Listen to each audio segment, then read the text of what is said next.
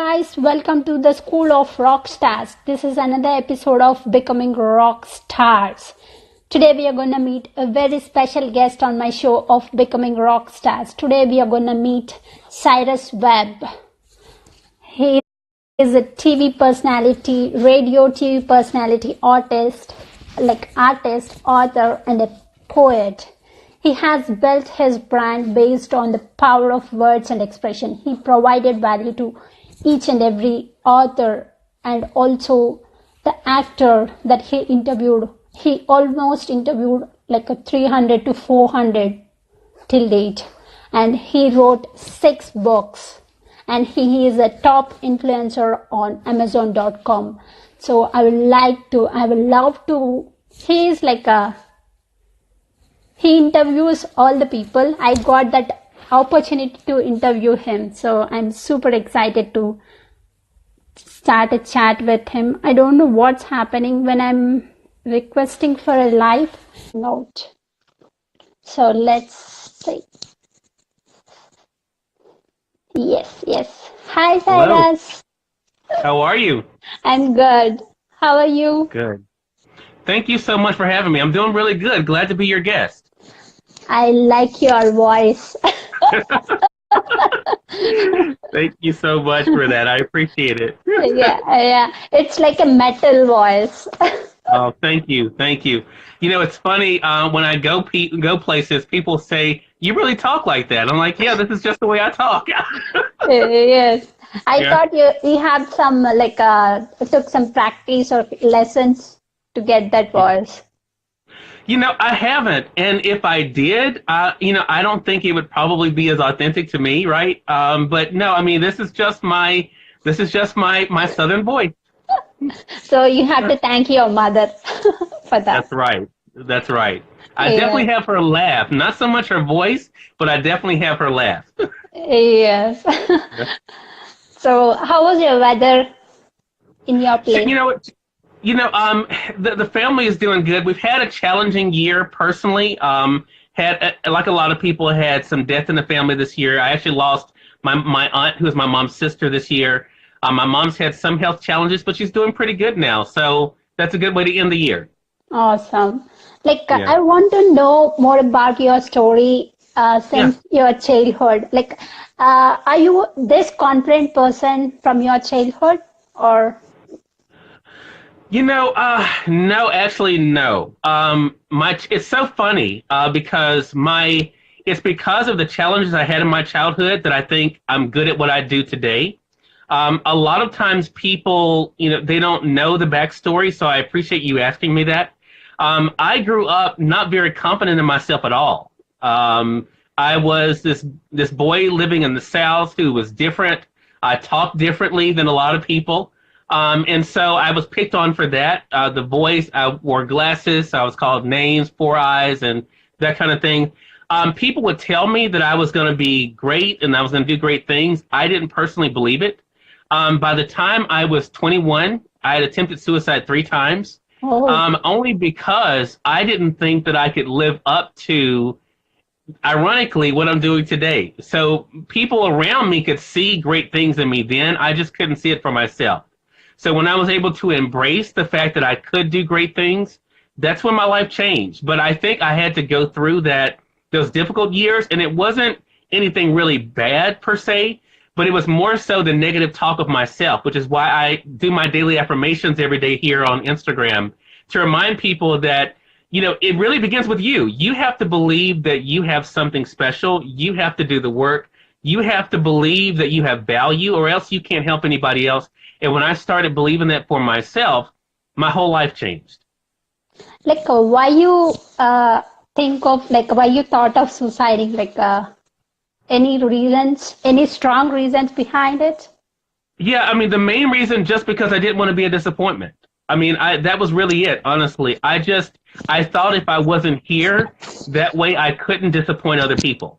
And it's funny because, again, looking back at it now, only thing they were trying to do was get me to be the best version of myself. But they saw better in me than I saw in myself. It's funny. I had a art teacher when I was, I'm aging myself here, back in 1993 when I was a junior going into being a senior in high school, she wrote down that you are greatness in the works. And I would read that and think, who is she talking about? But she saw greatness in me. And ironically, she and I have stayed connected now thanks to social media. She's on Facebook and sites like Instagram. And so she's like, this is what I was talking about. This is what I saw then. And I was like, really? Because I didn't see it, So, that was really it. I just didn't want to be a disappointment to anyone. And I thought if I wasn't here, I wouldn't be that disappointment. But now I realize that the only thing they were trying to do was get me to embrace what was already inside of me. And when I started to do that, then I started to see what everyone else saw. And also you wrote books on, with the title, say that a lesson in living yourself as you are. And the power your life with a positive. That's your recent book. Right, that's right. Thank you. And that book, it's so funny because before I did Power Your Life with the Positive, I did a book called Words I Choose to Live By. Yes. And it really was a book of affirmations for myself that I then started sharing on Facebook, and people start responding to the affirmations. And a publisher actually found me on Facebook and said, don't put any more out. we want to publish them in a book. So I'm like, really? So they ended up publishing them in a book. That was my first book in 2014. And then in 2018, now I have 40 interviews I've done with different celebrities like Billy Ray Cyrus, Lisa Gibbons, Robin Lee, Jamie Kennedy, the comedian, and basically asked them, how did you get to where you are with success? What challenges you went through? And for them, it all began with believing in themselves. And that's what helped them to get out of homelessness, out of abuse, and just bad situations of rejection. And so that book, Power Your Life with the Positive, is so special to me because it shows all of us, regardless of what our profession might be, all of us have a journey to take. And it all begins internally with how we see ourselves and what we think and feel. And also, one of the book is AJ and the Talent Show. What is the background? Yeah, so I'm so glad you mentioned that book. That was my first children's book I wrote, actually, back in 2015 with my best friend in the whole wide world. We've been friends now going on 15 years. His name is Herschel Dixon, so shout out to Herschel. The book is all about embracing, again, the same thing we're talking about here, embracing your greatness. AJ was a kid in school who was picked on because he liked to read. He was smart. He didn't do all the other things. But then when a talent show came, he was able to show them a very special skill that he had based on the power of words and books. And that changed everything for him at his school. But even that children's book, we really share with people about, it really is about no matter what age you are or where you're from, that you can begin today to change the way you see yourself, and then other people will be able to respond to that change. Awesome. Do you have a morning routine that you follow?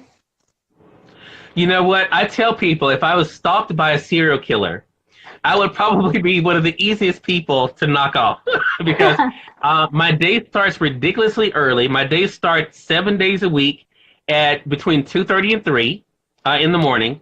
So after I get my prayer out of the way, of course, get showered and dressed, the next thing I'm doing is I'm posting an affirmation in the morning time, which normally shows up between 3 and 3:30 in the morning.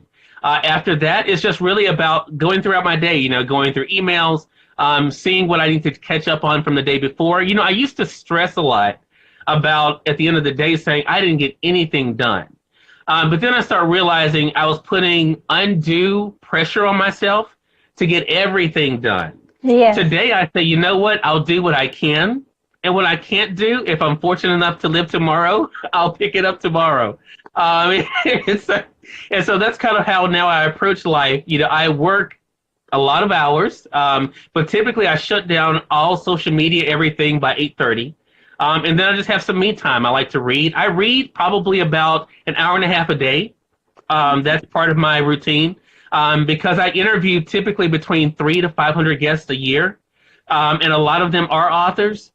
So I do a lot of reading. So I read literally an hour and a half, sometimes 2 hours a day, 7 days a week. That's part of my routine. Awesome. Like you mentioned that you wake up at 2 or 3 a.m. in the morning. Like, Right. why you wake up very early? Well, it's funny. I find that I'm my most productive in the morning time. Normally by 8 o'clock, my body starts shutting down, which is why I typically, if I have any in-person events or anything, I'm typically out of there by 8:30. I'm not good in the nighttime.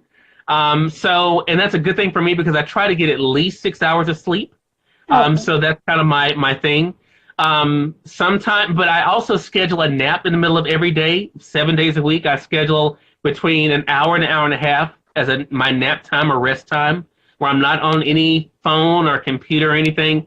But yeah, that's really the main reason why I found I'm the most productive in the morning. I can get the most done. And be honest with you, if I start my day that early, I don't have to worry about phone calls till about 6.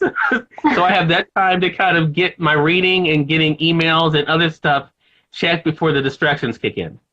And like, how do you deal with the phone? Because most of the people, they keep the phone beside them and they check they check the social media or emails early in the morning when they get up. Like, what do you think of it? Like, how do you avoid it?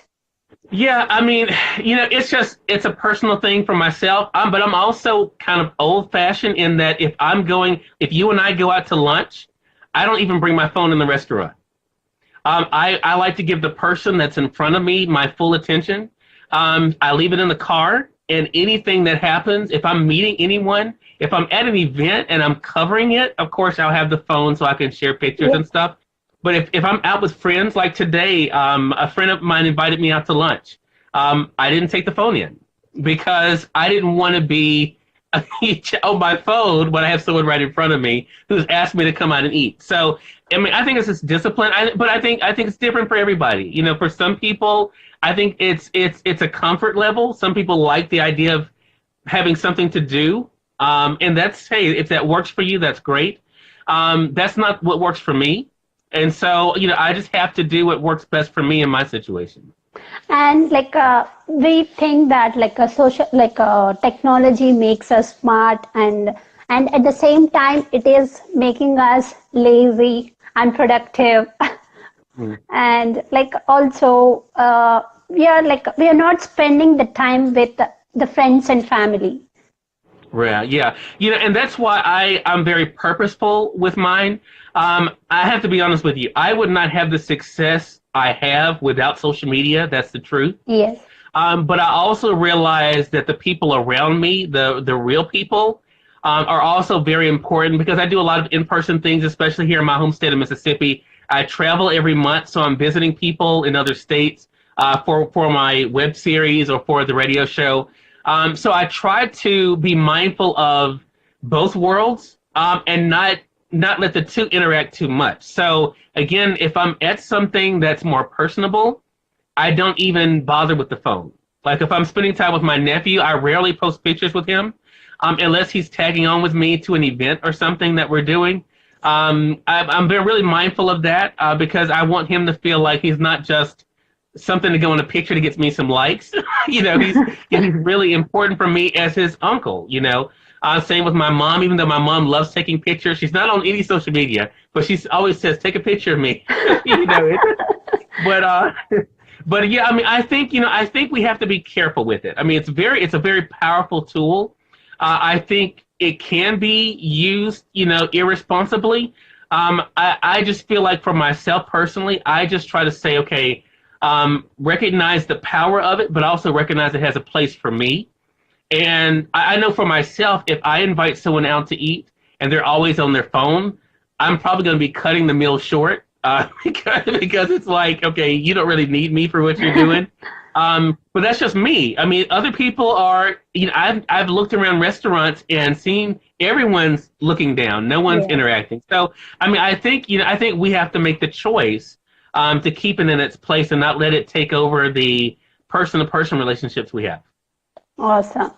And what is your educational background? Do you think education, the schooling and college degrees are necessary? This is always hard, and it's so funny. I have spoken at a lot of colleges and have never been to one. So it's, yeah, I get invited to speak on entrepreneurism and, what I do with social media and with my books and everything. And I always laugh and tell them, I'm so glad to be here because my speaking here will probably be the only way I could get here because I probably wouldn't qualify to get in. It wasn't my path. That's not the path that I took. When I got to my senior year in high school, I'd been accepted to some schools. I did well in school, but I realized that was not what I wanted to do. That's not what I needed to do. So for me, it was not something beneficial. Now, my family was upset by that because them not understanding what are you talking about. You're going to be what is an entrepreneur? I mean, they couldn't understand what that even was, and so they didn't get it. They weren't happy. But they supported me because they believed in me again. So I think everyone's different. Some people I think need it for discipline. Some people like the structure of it. I've always been pretty structured, so I didn't need it for that. But I did know that what I needed, what I wanted to do, I couldn't be taught it in school. And so that was based on my decision. I have friends of mine who have gone to college, and it's so interesting to me because a lot of them say, how did you do this stuff that you're doing without broadcasting experience or all this other stuff? And I said, I just did the work. I just did the work because to me, even if you go to school, you still have to do the work to get the job. Yes. So I just did it without going into debt. That's just the way but that worked for me. And it may not be the path for other people. For some people, their big accomplishment is going to college, getting a degree, and hey, I celebrate them if that's what they want to do. But I do tell my friends, if you're going to do it, make sure you actually end up doing what you say you wanted to do. I have a good friend of mine. We grew up together who wanted to go to school and wanted to actually end up working in finance. Went to school, got degrees, went back and, got extra education and ended up working in education. And I thought, you went through all of that and you still didn't end up doing what you wanted to do. And her response was, well, it was so hard to get a job. And I was like, well, did you think about that when you were spending the time in school? And so I just think that, I think it's a personal decision, but I think the end game should definitely be the main thing that you think about and think about, okay, do I really need this to get to where I want to go? Awesome. You did the best choice in your life. Yeah, for me, I did the best choice. Yes, because in my personal experience also, like I did masters, but I learned only 20% there. But after graduating, I got the real experience that I really wanted in life. Got you. Yes, through practice. And there's nothing like. You're right. There's nothing like life experience, right? I mean, and I think life has been my biggest teacher. That has really been my biggest teacher. Yeah. And also, like you'll be like presenting and reading books at the schools, at the nursery schools. Like when you give that stories, when you tell that story to the children, like what kind of feeling you get? And that is the most fun. I never accept any payment or anything when I go and speak at schools or go and volunteer because I just like to give back. And plus I want to be an example of what's possible. Unfortunately, we don't have enough men, I think, especially here in the South, who kind of take that step and say, I'm going to give this amount of time to visiting a school or helping out or and a lot of times I'll do it without any big hubbub about it. I just like to do it. I love seeing the reaction with the kids. I read 3 books to the kids today and was a lot of fun. I love the interaction with them and having that fun. I don't have any kids of my own. Okay. So, I think that's fun to spend that time. I like the fact I can spend that time with them and then leave them there. So... but no, I love it. And that is to me just as enjoyable as anything I do in my profession. Like, did anybody come to you and say that, thank you, Cyrus, for coming? Or Oh, yeah. Yeah, they do. The kids say it, the teachers, the principals. And, I'm just glad I can do it. Honestly, that's the real thing for me. I take out at least once a week. I will visit a school or an organization, either to read like I did today in the picture you saw, or just to help out. If they need a volunteer for something, I'll Yes. volunteer just to help out. I mean, because I understand, unfortunately, I remember my mom worked sometimes 2 jobs, never went on any assistance to take care of my brother and myself. However, she was not able to attend events that I was in. I was in the band. She wasn't able to come to anything because she was working. I mean, she was taking care of. So I don't have those type of responsibilities. So I take it as an honor that I can be there to show these kids some support, to show them that they're important, and to let them know that sacrifices are made so they can be able to have the things that they have. So, I mean, it's a necessity for me to do it. Awesome. It's always like a joyful, and their smile keeps you I love kids' smiles. Yes, I do too. I do too. And I love it when when I'm introduced and they say he's an author. Do you all know what an author does? And they say, yes, they write the book. Those are it's cool little things. And for kids, that's so neat to meet an author, to meet an illustrator. Yes. That's just cool for them. So, I mean, I'm glad that I can show them that that's a world that they can be a part of. Awesome. And coming to your radio personality and the radio journey and TV journey, interviewing, what thought made you to choose this path of becoming a radio personality? This is a funny story because I didn't intend on doing radio. Okay. When I started sharing my story about my depression in the past, and I was doing speaking engagements at the time. And a man came up to me after a speaking engagement, and he owned a radio station. And he said, like you have complimented me, he says, you have a very nice voice. Have you ever thought about doing radio? And I said, no, I've never thought about doing radio. And he said, I would like to offer you an opportunity. He says, I think you would be good at it. And that happened in 2003. It's been 15 years now I've been doing it. And even though he had in mind that he wanted me to be a radio personality, to give my opinion about things that are going on in the world. That's not me. My friends will tell you I'm not a talking head. That's not my thing. There's enough people that are very good at that, at giving their opinions and saying this is what I believe and this is what's right and this person's right, this person's wrong. That's just not my personality. I don't do that. So I went into it honestly not knowing what I was doing. You have to remember I had no experience, zero experience, right? It's I get on my first. Yeah, it's after your schooling. Right, exactly. Right. Yeah, I was actually at the time I started was 23. So okay. Yeah, I was 23 years old.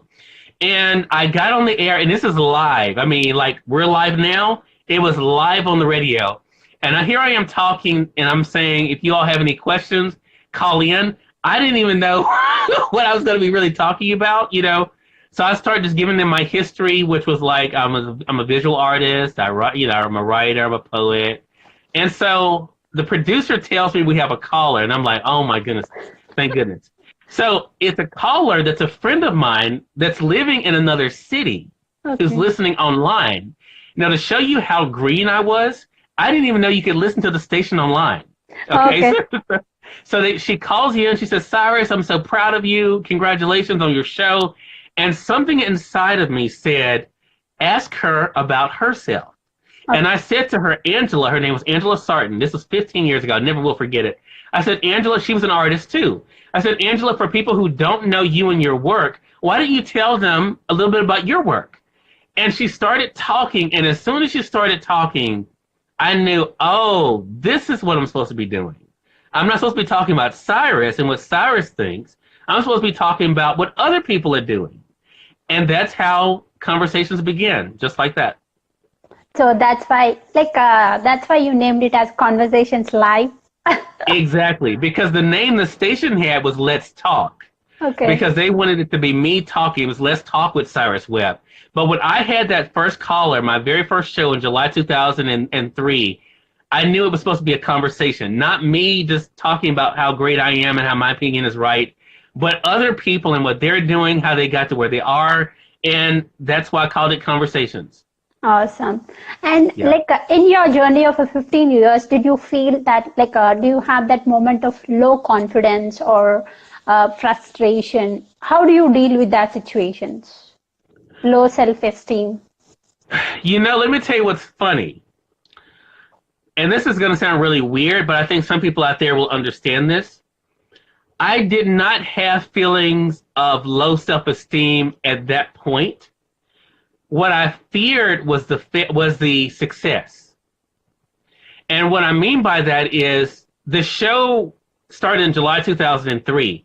6 months into the show, I was having people outside the state contacting me, wanting to advertise, wanting to send me guests, New York Times bestsellers, wanted to come. I mean, I was 6 months in, and I was like, holy crap. What in the world? It was the fact of this is a lot bigger than what I was expecting. So even honestly, 15 years later, I was just having this conversation with my manager this week that success still scares me because I didn't start this for fame or for money or any of that stuff. I started it to have a platform for people so they wouldn't end up like I was, being suicidal, being depressed. That's what I wanted to do, provide that place. So I still struggle with, am I worthy of the success part? I never dealt with the failure aspect because it was a success, almost immediately. And so even today, as I'm doing stuff, I had something very big thing. I can't tell you what it is, but a very prominent actor is coming on my show next week. And we teased it today online. And I thought to myself, how did I get to this place? I'm a little boy in Mississippi. How did I get to a place where I have a connection with this guy? And so that's what has been the biggest thing for me to overcome, that I'm worthy of it. Because even as the brand grows, as I grow as a personality, that is the thing that's the hardest for me sometimes to reconcile. Awesome. When you're interviewing a guest, how do you approach, what kind of questions to ask? What is your preparation before interview? Oh, now this is where you reveal the nerd in me. I interview between 20 and 25 guests a week. Oh. I spend about 45 minutes to an hour prepping for every guest, which is another reason why I have to get up at 3 o'clock in the morning. But I don't write questions out because that's too stifling for me. Okay. I have actually turned down interviews because they wanted questions written out, and I don't do that. I tell them, I know you, I know the material, you're going to be fine. As long as you don't collapse, we're going to be good. So that's really just it. Just preparation. Preparation has been the key for me. I have a really good memory, which has worked well for the nerd in me, that I can read something 2 months ago, and as I'm talking to you, it comes back to me. And so you might say something and say, oh, yeah, you mentioned that in your book when you were talking about X, Y, or Z, or when you were on this show, you mentioned this. So that's really been my thing, just preparation. I'm not at all cocky about it, though. Even I get nervous 15 years in. I've now interviewed over 8,300 guests in my 15 years. I get nervous with everyone. Whether it's a celebrity or a new author or a new actor, because not for myself, but to make sure I make it a good experience for them.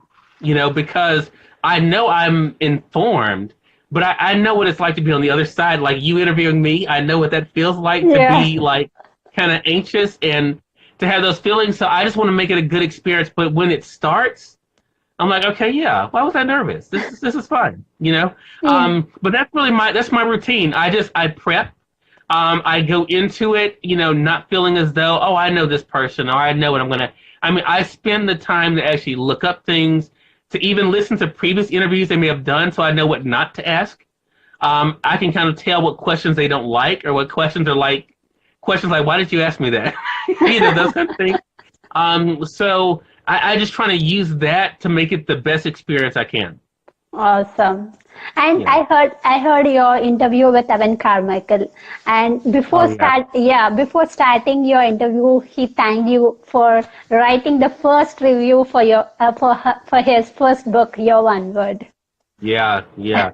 Evan has been, I mean, Evan's one of those people, I mean, he's as real as it gets, right? You know this. That's how you and Yes. I connect. I mean, I've interviewed a lot of people, and Evan has stood out to me as one of the top people in my 15 years that I've interviewed, mainly because he is so real. You know, he is what he appears to be. Yes. And I love the fact he can embrace it all. And one of the best things I love about him is what he says, this really sucks, but it's the best. Best. This Yes. didn't work out, but it's the best. And I think that attitude is why he has the success that he has and why he's influenced the Believe Nation like yourself and myself and so many others. You know, with Evan, it was funny because the first time I interviewed him, he's now been on, I think, 2 or 3 times. And the first time, it was like, I feel like I know this guy already. We've never met, but I felt like after watching, like you, probably all these videos and absorbing his content over the years, it just felt like we were catching up, as old friends. And I asked you like a previous question about how you prepare for the interview, right?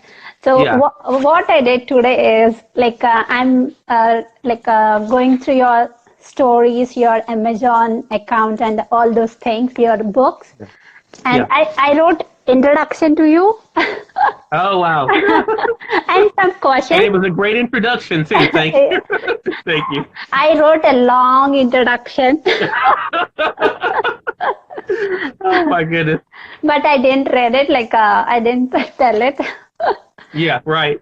And what I did was I came across through one of the TED speech. So what is that is how in that interview he mentioned that when when the guest says he wakes up at 7:05, ask the question, why 7:05? Yeah. Yeah. Right, right. And it's a good, and I'm so glad you said that because that's a question I'm sure other people would want to know too. And that's what I try to do too with mine is like, okay, what can I ask that I'm curious about that I know other people will be curious about? So like you said, why 7:05? Why that time? So I mean, and that's great. And that I think makes you connect with not only the guest, but also with your larger audience. I think one flaw of mine and when I do my show that I think of is that I make it so personal between myself and the guest.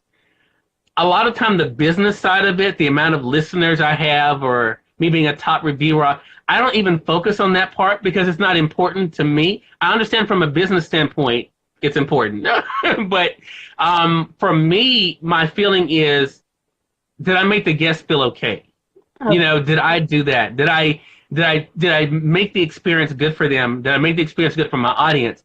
Regardless of what the listeners might end up being, as long as I feel like I did that, to me, that's a success. The grappling with the business side of it is sometimes difficult because you do have to reconcile those two because we are in business, right? I mean, people want to know, well, how many listeners? And I always, to be honest, I get frustrated with that sometimes because my listenership is up. I mean, it's nice and all of that stuff, but that's not how I determine the success of the show. You know what I mean? And so I get that that's what they want to know if they want to do business with me, and that's perfectly okay. But I think the fact that I don't get lost in it has helped me a lot. Awesome. And Yeah. you mentioned that your family didn't believe, not don't know what is exactly entrepreneurship, but they believed in you. Right. In the initial stage of your journey, it's very hard to convince them, or because they say you're not earning money to the family. So how do you deal with that kind of situations? Yeah, that's an interesting thing because when I first started the radio show in 2003, I actually had a full-time job. Okay. I was in hotel management. I was the youngest general manager of a hotel in the city. But see, this is why I tell you about the growth of the show. So I started in 2003. By 2005, my full-time job had gotten in the way. It had really grown just that much in a year and a half. So I had to make a very difficult decision that I had to leave a job that not only was paying me, but I lived on property, so I wasn't paying rent. Had a company car, so I didn't have a car note or anything like that. I had to make a decision, okay, something's going to have to change. I was enjoying the ride. By 2005, I also had signed a deal for my own TV show here in Mississippi. So I had the radio show and the TV show, and I was traveling now because people were finding out about this little boy in Mississippi that interviewing all these people, you know. So in 2005, I left my full-time job, which means I had to move back home. I had, had to get a ride. I, had to worry about, things I hadn't had to worry about before. Yeah. So it was really weird. So, but here's the thing. That was 2005. By 2006, I had my own place, had a vehicle. I mean, it was really, like I said, the growth was so, I was telling them, look, this is going to work. They trusted me, but they needed to see it. By the very next year, they saw it. Awesome. And so it was by 2007, it went to another level, and I got my first mention in the Chicago Tribune with Oprah, so from 2003 to 2007, I mean, it just was amazing what happened. So they were convinced after that. But you're right. A lot of times they have to see something. They have to see that this is, and they mean well. And that's what I realized too. They weren't trying to hurt me. They were trying to protect me. And I had to realize, okay, this is all new to them. This world is new to them, what I'm doing. That's why I was so happy for you when you posted in your stories about your family finding the video, right? And so, I could tell how happy you were, like, woohoo! you were so happy, Yeah. I watched that a couple of times because I could feel that joy. Because I know what that was like for you to get to that place, right? For them to know. I got tears when my brother messaged me. Yeah. And so that's what we want, right? We want the people we love to be happy for us. Yes. So when it happens, it makes us even more excited about what we're doing. Yes, exactly. Yeah. And now I'm inspiring my brothers to join me. Awesome. I'm going to look forward to watching that. And also, like, my father and my mother also saw my interview, and I asked my mother, you should be on my show. Oh, wow. What a gift. That would be beautiful. That would be beautiful to see. Yes. She didn't went to schooling or anything. She got married at the a child at the age of 14 or 15. Okay. Yeah, but she is like a good manager at home. She manages finances and all the things. Oh, wow. Yeah, wow. God gave that a brain. That's good. And we need that. Somebody has to be able to do it. Yeah. Yes. My mom is good at spending, not so much saving. My dad is he's better with the budgeting than my mom is. In my family, it's reverse. Yeah. And I got some qualities I learned from them, the patience, the persistence from my father. Yeah. I think my patience comes from my mother and from my grandmother. Actually, I'm a really laid back guy. I don't get easily frustrated or flustered by stuff. I think I get that from my mom's side of the family. Awesome. I got the same from both my parents. Got you. Yes. And I'm so grateful to them. Yeah. As I am too. For one thing, we wouldn't be here, right? Without. Yeah. So we definitely thank them for being together. Yes. I feel that coming to US, that decision is the greatest gift I have given to myself. Yes. Yeah. Because from that day onwards, the real journey started for me. Because I used to be that person, I have always that bigger thoughts. I want to become something big, or I want to be an entrepreneur. But I didn't take any action when I'm at my place, because I'm surrounded with comfort zone. If I need something, I'll ask my parents or I'll ask my brothers to do it. But after coming here, I need to manage all the things: finances, education, college fee, and I need to look up like a time management. That's a major thing I learned here. Yeah. And Yeah, and you know, and that's so good, and you're so good at that too. I mean, like I said, I watch your stories, I watch your videos, and you know, your dedication, your consistency, it definitely comes through. and like in your life, do you have any haters? How do you deal with them? You know, I mean, I know we all do. I think I ignore them. I think you know sometimes you know there. I mean, I think anytime you do something new, like when I mentioned when I first started, people were like, "Okay, you have no experience." People were telling me the radio show wouldn't work. They said, you know, you don't know what you're doing. You know, you have no experience in this.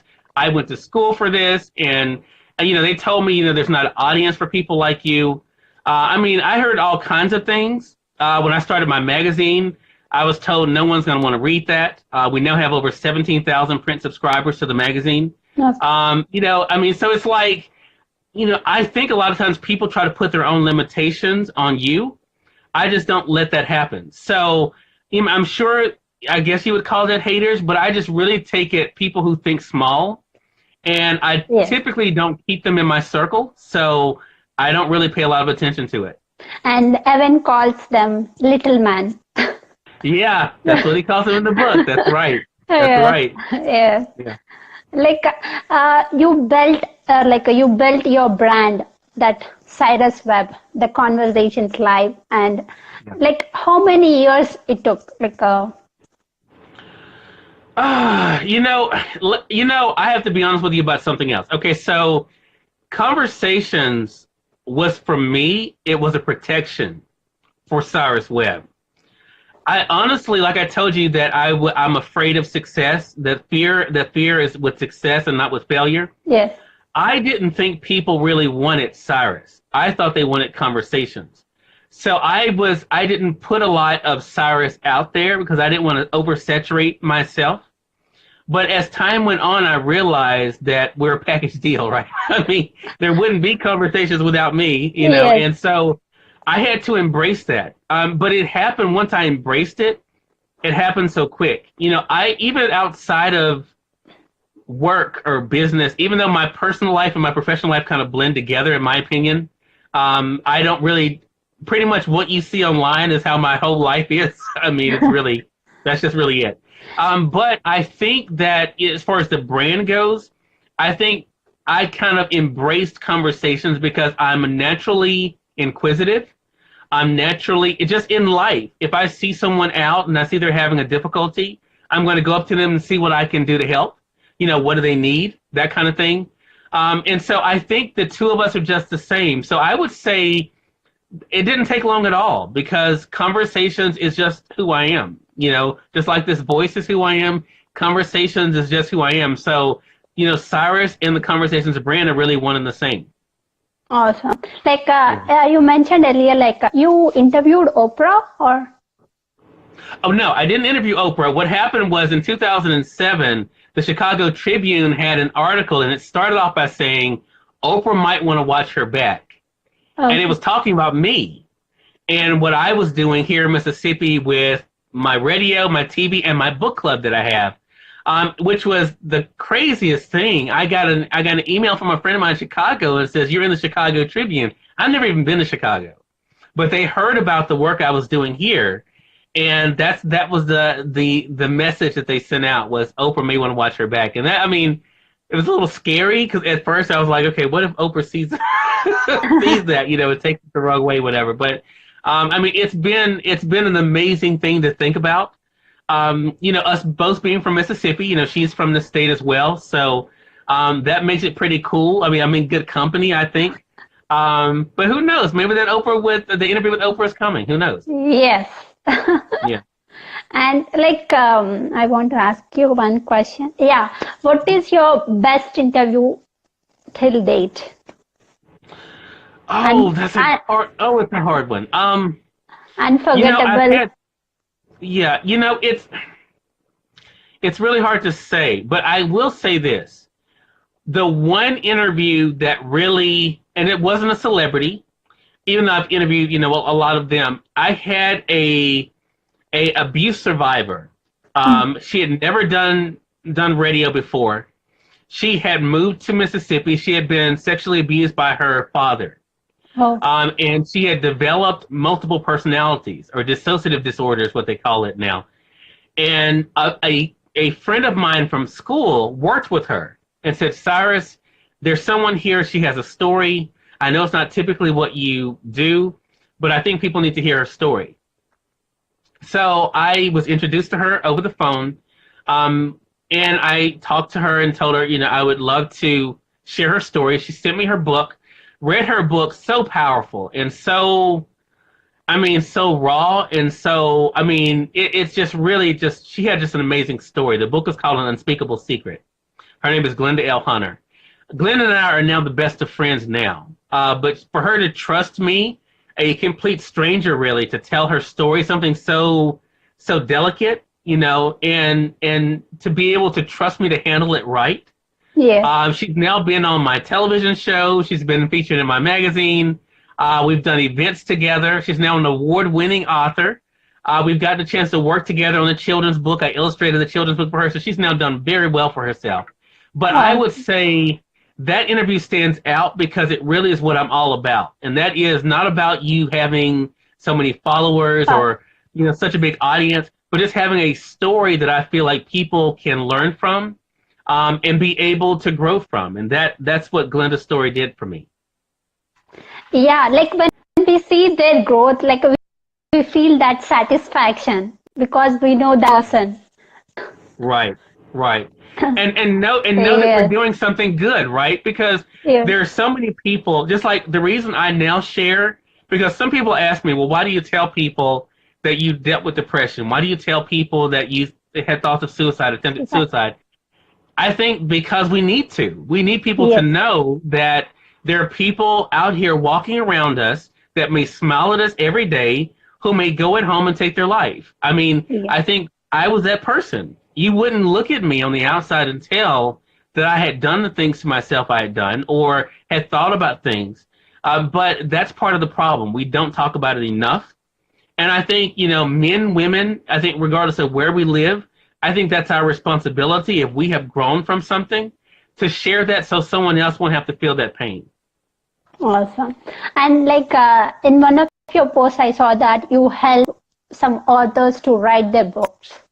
Right. Yeah. I've now, it's funny, even this week, I finished 2 other author projects. So I've now been able to write or co-write over a dozen books. And so it's really been, that is such a great feeling to me to help someone take an idea and then to put it on paper. The author that I think you may be referring to, a young man here in Mississippi, he's now written 3 books. He has an amazing story. He actually had a school actually adopt his book, bought 200 copies of his book for their students. He was very happy about that, as you can imagine. But just that satisfaction of knowing I can help someone fulfill a goal or a dream, that makes me feel good. Awesome. Like when they what is the best comment or that other guest, or I don't know how to ask, what is the best appreciation you got?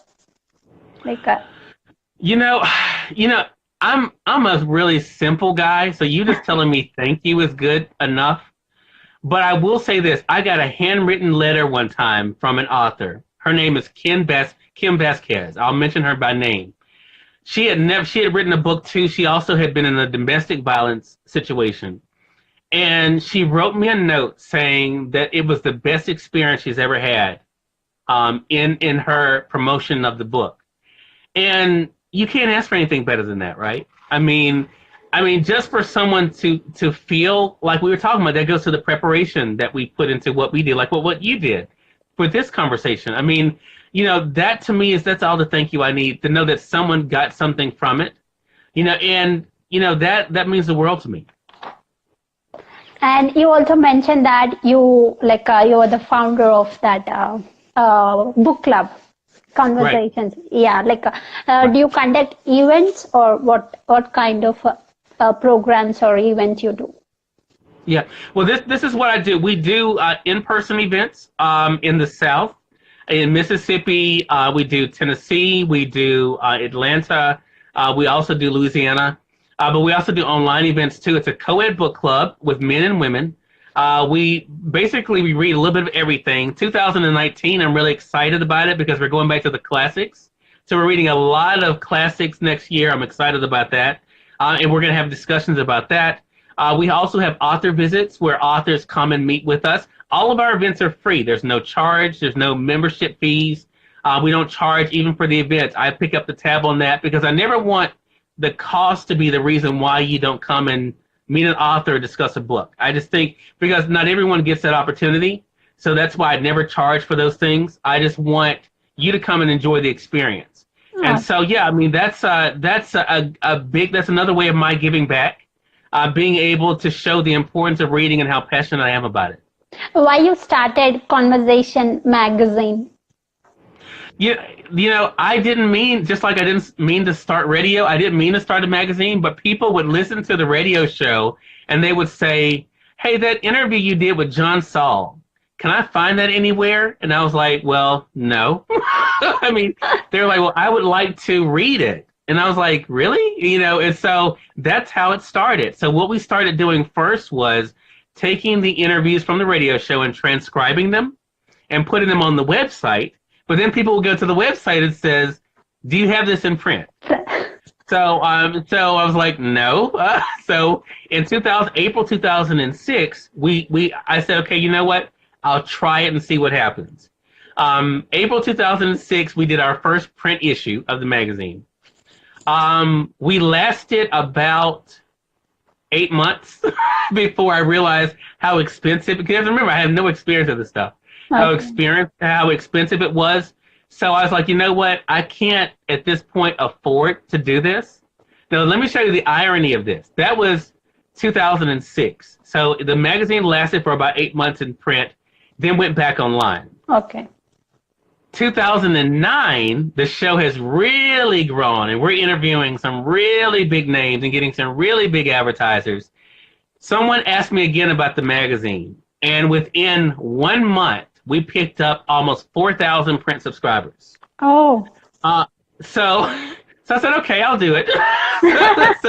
So now we're a little over 17,000 print subscribers for the magazine, which is, I never would have thought that would happen. I found a really good printer that actually in your neck of the woods in Texas. Okay. Who prints really well, short run publications. The magazine, because of the size of it, works out great. And so it's affordable for us. It's affordable for the audience. And so, yeah, it's worked out really well. Awesome. Like one more question I want to ask. Did anybody ask you for audible voiceover? Because you have great voice. You know what? The voice thing has always been tricky because I don't like to even listen to myself. Like, I'll go back and watch this just so I can learn for doing feature lives, right? But for the radio show, I don't even like to listen to myself, the replays. But I got brought in this year to do my first voiceover project on a documentary. Awesome. It's called From Jim to James Crow. A filmmaker in Atlanta, Georgia said, I'd like for you to do this. And I was like, really? And it was so funny because a friend of mine in Louisiana, who I haven't spoken to in a few years, called me and says, Cyrus, there's someone on this documentary that sounds just like you. And I was like, what's the name of the documentary? And I said, that is me. And I was like, wow, that is so crazy. But yeah, so I have one voiceover job I've done. And I actually have been picked up for another one to do next year. Awesome. And in one of your Instagram posts, or I saw in website, I don't know, you are an artist, you draw? I do. I was doing art before anything else, before writing anything. And even today, I mean, in fact, just last week, I still do commission pieces. I do portraits. I do book designs. I illustrate characters for clients of mine. That is one of the coolest. Even though it's work, it's one of the best stress relievers for me is art. I mean, art is just such a great. I love being able to take a blank sheet of paper and create something that people will remember forever. That's an amazing thing. And like, how do you manage all these jobs? You know, now time management, again, it goes to why I get up at 2 or 3 o'clock in the morning. But I mean, it's really just about time management. That's really it. I have, in fact, I'll show you every day I do a to-do list. Awesome. And see, there you are down there, 5 o'clock. But so you can see every day I do one of these, basically walking me through what my day is like. And I'm just very disciplined. I'm able to go by it. You know, I'm very mindful of my time and other people's time. So that has been the key to why I'm able to do all of the things that I do, for sure. And so many young generations, or so many young kids, like they want to be a radio jockey, or they want to be in a podcast. They want to start their own podcast. Like, what kind of suggestion do you give to start their journey? You know, it's something that you talk about a lot. Evan talks about it a lot. Our friend Doug talks about it a lot. You just have to do it. And you have to eliminate the excuses. Now, I was fortunate. My very first opportunity was in a radio station. So that made me understand that part of the world. But now that we have the internet, Blog Talk Radio is one of the places where my show is. Yes. All you need is a phone. That's all you need. You don't even need a microphone, just a phone. Yes. They give you a number to call in to host your show. Your guest has a number to call in, and that's it. So there's really, if you have internet connection, you have no excuse as to why you can't have a radio show and be good at it. Awesome. Like, what is your mission? What is your, what is the impact you want to create? Yeah, my tagline for my business is feeding your love of life. That's the whole, for everything I do, it's feeding your love of life. I want to be able to show you that no matter what you look like, where you're from, that you can do work that is satisfying and that can make an impact on the lives of others. And that's what I feel like I've been able to do. I happen, you know, I don't know what it's, I've never had a job I didn't like. But I've been fortunate enough to not take a job I didn't like. And so I think, that luxury is not something everyone has. You know, sometimes you have to do things you don't like. I can't even imagine what that's like, to be honest with you, to have to get up every day. I mean, I'm excited to get up in the morning. I can't imagine being excited about doing a job I don't like. And I think the thing, to be honest with you, if I'm truly honest, even with myself, I don't feel like I have a job. To be honest with you, I feel like I'm just getting up and doing work that I'm supposed to be doing. That's really what I feel like. I'm fortunate I get paid to do that, but I don't feel like, oh my goodness, if I don't do this, I won't get money. Or if I don't do this, I don't wake up with that anxiety. I can't even tell you the last time I had a headache, to be honest with you. I mean, I just don't allow stuff to affect me to that point. So I think, for me, it's all about just do what you love. Do what you love and be consistent with that, and everything else falls into place. How do you keep calm always? Do you meditate? I do meditate. I pray, and I hang up on people. Even my mom will tell you I hang up on her too. I don't do well with negativity. I don't do well with complaining. And I can't allow you to bring that around me. And so I'll give you a warning, say, okay, I'll try to change the subject. And if you keep going back to it, if we're on the phone, I'm going to hang up. If we're in a place together, I'm going to say, okay, well, I'm going to have to go, and I will physically leave. And I do that for 2 reasons. One, because I know those attitudes are contagious and I don't need that around me. But 2, what you allow will continue, right? So if I allow you to continue to gripe and moan and complain around me, you'll always do that around me. And that's bringing me that energy that you have.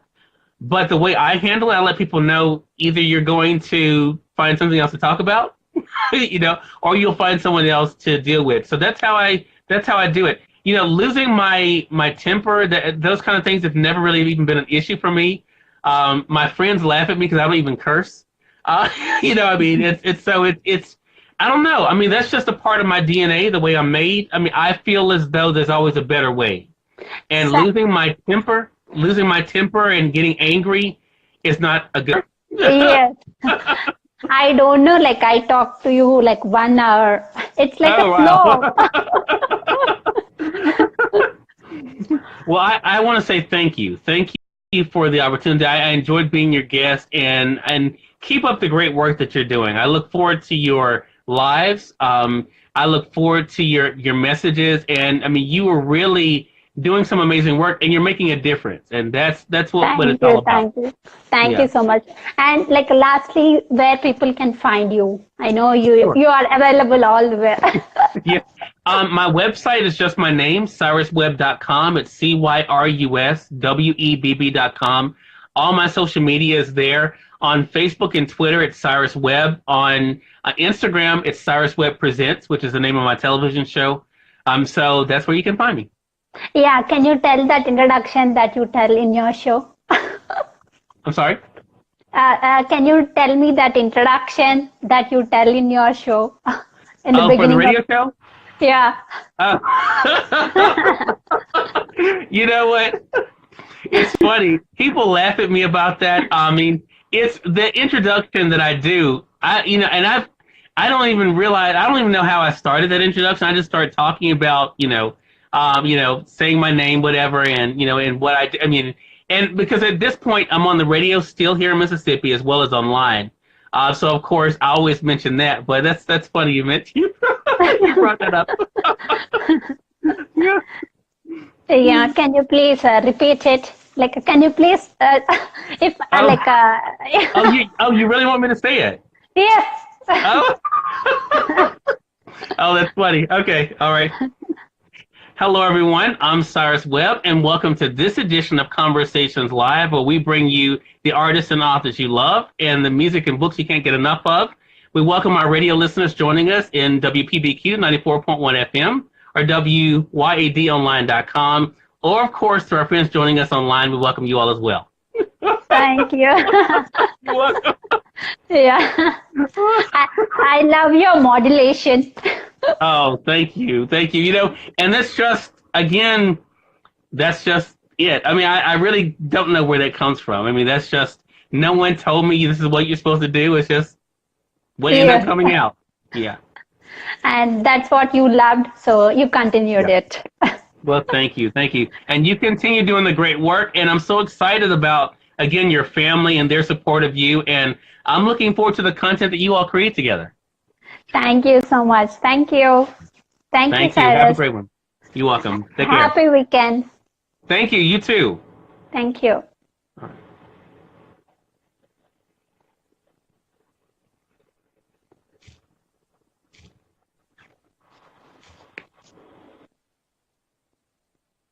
Thank you each and everyone for joining. Thank you, Cyrus. Thank you, Stacy. Thank you, Polly. Thank you, Cassie, Doug, who joined, Bo. Like so many people. I saw that 16 or 17 people joined in my live. So thank you each and everyone for joining. It was like a flow. I didn't remember that I spoke to him for 1 hour. Thank you each and everyone. I'm learning. Thank you. I'm becoming myself. I'm becoming a rock star. Thank you, like Cyrus, because he is a rock star in radio and television, local television community. So he is a rock star for authors, presenters, and radio personalities. So I want to get that qualities from all the rock stars in their fields. So that's why I'm doing what I'm doing. Thank you so much. Thank you, each and everyone.